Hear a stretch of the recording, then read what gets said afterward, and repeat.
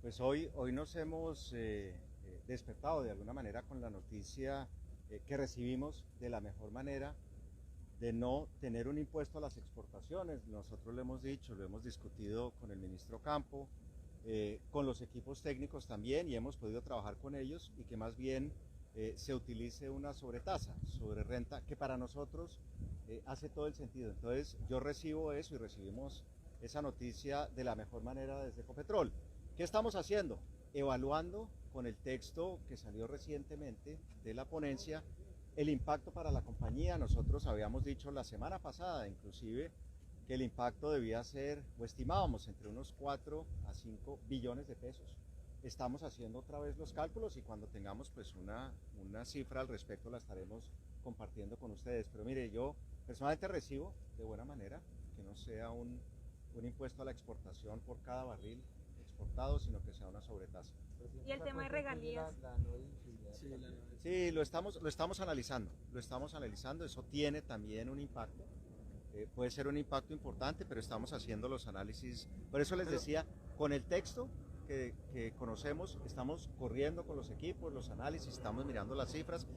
Por eso no quiero dar una cifra en este momento hasta no tener los trabajos detallados que están haciendo los equipos. Presidente, están anunciando la ampliación de la refinería de Cartagena. ¿Qué beneficios tiene para los colombianos? Sí, pues efectivamente hace ya un par de semanas pusimos en operación, en marcha, después de algunos años, un proyecto de ampliación de la refinería de Cartagena que nos permite pasar de 150.000 barriles diarios de procesamiento, de refinación, a 200.000 barriles. Es una excelente noticia para el país.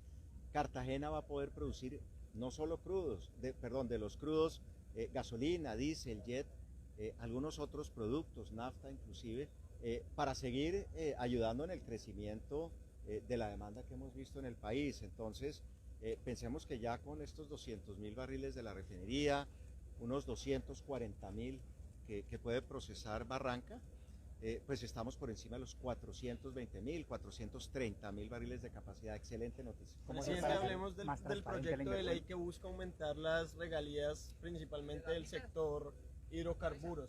¿Usted no cree un poco contraproducente que el gobierno pues, quiera desincentivar por un lado la industria, pero por el otro lado apunte a sacar más plata de esta industria también?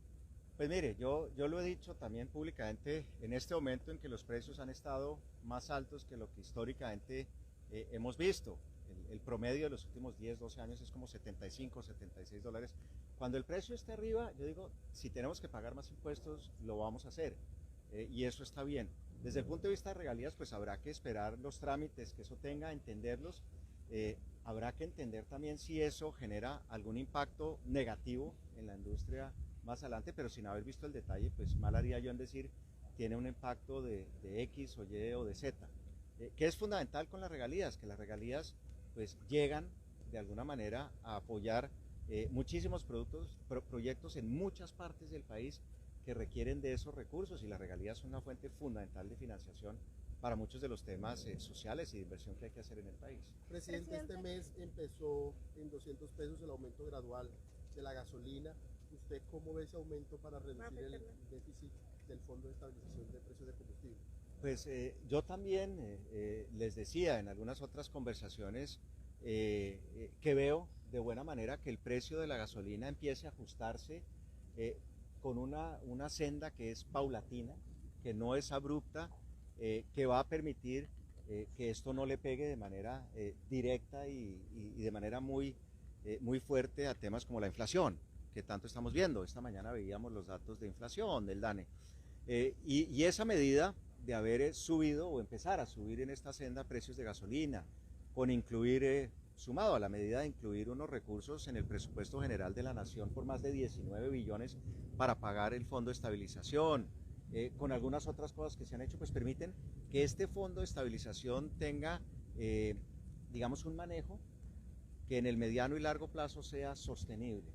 Recordemos también que durante algún tiempo pues Colombia ha tenido la fortuna de tener combustibles relativamente baratos frente a los otros países de la región, y yo creo que eso también ha permitido una recuperación desde el punto de vista económico, pero yo creo pues que la senda no tiene un impacto muy fuerte en términos de inflación, y va a permitir que el Fondo de Estabilización de Precios vaya cerrando la brecha de la deuda que hoy existe. Presidente, ¿qué preocupaciones le gustaría manifestar en este Congreso de Naturgas como sector?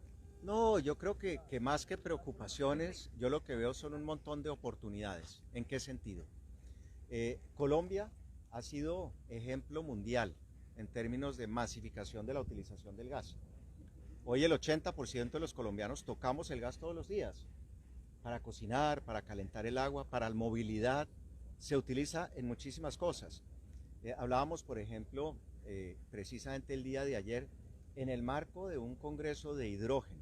Fíjense, congreso de hidrógeno, congreso de gas en Cartagena, el gas como pilar fundamental de la transición. Y cuando decíamos, oiga, ¿podríamos soñar con tener una flota de transporte de hidrógeno? Es una gran pregunta. Decíamos, acordémonos que hace pocos años no teníamos unas flotas de gas o a gas en el transporte masivo. Hoy Bogotá tiene 2.500 buses de gas, 1.500 prácticamente buses eléctricos. Entonces, todas las formas de energía son importantes, es importante descarbonizar la economía, avanzar en la transición. Y en el Congreso de Gas, oportunidades en cuanto al potencial, construir sobre lo que se ha hecho en estos últimos 40 años. Desde Ecopetrol tenemos unas inversiones entre 8 y 10 billones de pesos para buscar más gas, desarrollar más gas. Y los descubrimientos recientes que hicimos en el Caribe colombiano, Uchua 1 y Gorgon 2, nos permiten pensar en que el gas va a estar con nosotros durante todo el periodo de la transición. Además, estos son descubrimientos que se pueden poner en producción esta misma década. Entonces pueden ser una realidad. Entonces yo veo en el Congreso de Naturgas una gran oportunidad de entender el papel del gas, qué más tenemos que hacer y cómo tenemos que trabajar la industria, el gobierno, los reguladores, inclusive regionalmente desde el punto de vista de gas. Una más para que si no nos dejan. Toca Porque quedarnos acá. Volviendo al tema de la gasolina, hoy precisamente se reúnen o están reunidos los transportadores de carga y los taxistas, y ellos proponen un cambio en la fórmula, incluso dicen que sería para darle menos al productor. ¿Usted de pronto qué opina? Sí, pues pensémoslo de la siguiente manera. Hoy ustedes acaban de estar en el proyecto de ampliación de la capacidad de refinación de la refinería de Cartagena. 150.000 a 200.000 barriles. Esos proyectos son viables porque económicamente, financieramente hacen sentido. Si el ingreso desde el punto de vista de gasolina eventualmente baja, muchos de los proyectos para seguir ampliando la capacidad de refinación en el país puede que no sean viables económicamente. Y podríamos quedar sujetos a temas como importar combustibles. Y cuando uno importa el combustible, lo importa al precio internacional al que esté. Entonces, yo creo que hay un concepto bien importante y es que Colombia siga manteniendo la soberanía energética. Produzca sus crudos, refine sus crudos, los crudos excedentes los pueda exportar. De hecho, pues hablábamos también de la semana pasada haber abierto nuestra oficina en Singapur. Produzca su gas, produzca su energía. Claro, hay que pensar en integraciones regionales. ¿Por qué no pensar en que desde el punto de vista eléctrico interconectemos el continente? Ya hay algunos ejemplos muy buenos, por ejemplo, Colombia, Ecuador, tienen intercambio de energía eléctrica, de electrones. Pero yo creo en ese sentido que es apropiado y adecuado que el precio de los combustibles se siga manteniendo donde está.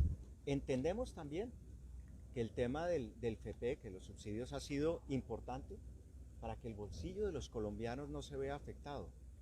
Y ese, en últimas, pues es un esfuerzo que hace el gobierno nacional y es un esfuerzo que hace Ecopetrol. En la medida en que Ecopetrol esté desde el punto de vista operativo y financiero, robusta, fortalecida, es más fácil, por ejemplo, en el caso del FEPEC, cosa que el gobierno nos pague en 9 meses, en 12 meses, pues nosotros podemos financieramente aguantar de alguna manera esos plazos. Entonces, yo creo nuevamente que estos aumentos son pequeños, ¿sí? Hemos tenido el beneficio de unos combustibles relativamente muy económicos y yo creo que la senda pues es manejable y no le va a pegar de manera profunda al tema de la inflación. Bueno, a ustedes gracias. Presidente de Ecopetrol, pudiera financiar el primer tramo de la vía al llano por obras por impuestos. ¿Qué tan lejos está esa posibilidad? Pues nosotros en el llano pues tenemos un compromiso histórico, ¿no? Es la región productora principal del país.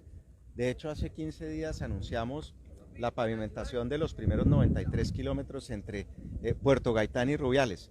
Entonces, estamos trabajando ahí, es un esfuerzo de más de 500.000 millones de pesos. El tema de obras por impuestos, nosotros tenemos más de 500.000 millones de pesos en obras por impuestos en el país. No hemos mirado directamente el proyecto de obras por impuestos de la vía al llano, como Ecopetrol. ¿Qué proyectos de gasificación hay en el departamento del Meta y en la Orinoquia? Pues en el departamento del Meta, en Guamal, tenemos algunos proyectos, hay proyectos en Villavicencio también. Entonces, nosotros seguiremos trabajando desde el punto de vista de gas social con las gobernaciones, con los municipios, no solo en el Meta, en el país. Estamos convencidos que es fundamental darle gas, por ejemplo, aquí muy cerca de Cartagena, en Barranquilla. Hace muy poco hicimos la inauguración de unos proyectos de masificación también, seguiremos trabajando en eso. En el tema de Casanare, estamos en directo para Casanare, doctor Felipe. ¿Cómo está la agenda de Casanare en el tema del gas, siendo uno de los proveedores más grandes? Varias cosas. En Casanare, después de muchos años, hoy tenemos 5 taladros de perforación, estamos haciendo exploración y desarrollo. Eso es algo que no veíamos hace muchísimos años, tener 5 taladros trabajando en Casanare.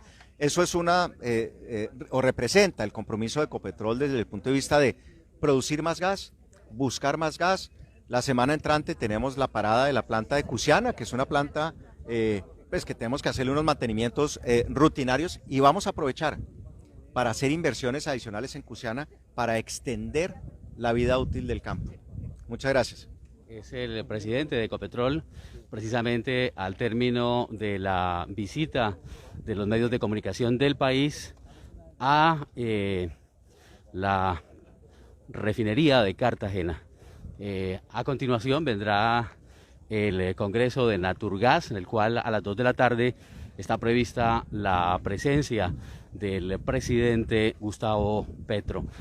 En este muelle precisamente es donde se cargan los grandes barcos, los cargueros petroleros que llevan el crudo hacia otras regiones del mundo. Precisamente el barco que está al fondo es un barco chino. Están haciendo cola otros barcos que también harán el recorrido a diferentes puertos del mundo. Información en directo desde Cartagena con prensalibrecasanare.com.